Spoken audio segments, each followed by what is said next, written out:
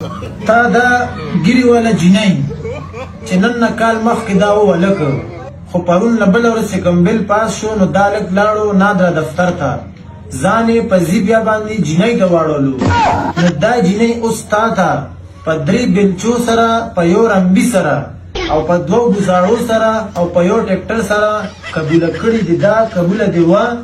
قبوله مې مخکې نه خو اوس مې قبوله ده ځکه چې دا بل پاس شو. دی وایي چې دا ماته مخکې قبوله نه وه خو اوس مې قبوله ځکه ده چې دا بل پاس شو. نو بس اوس خو لکه مطلب دا دی چې قبلون دي.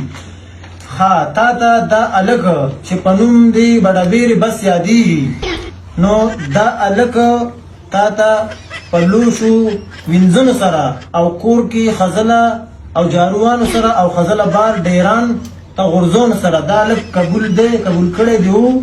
قبول مې نو خو بس اوس مې قبول کو. دا تا ته ولې نو قبول اوس دې قبول کو؟ دا بل پاس شوی دی.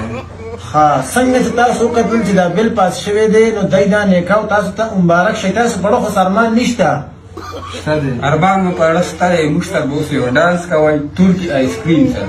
ها دی ته به زه اوس کومه دا کوم بل چې پاس شوی دی په خوشحالۍ کې ځکه چې ډېر ښایسته بل دی نو دې سره به اوس مونږ کوو ترکش آیس کریم ډانس. راځئ چې ځو.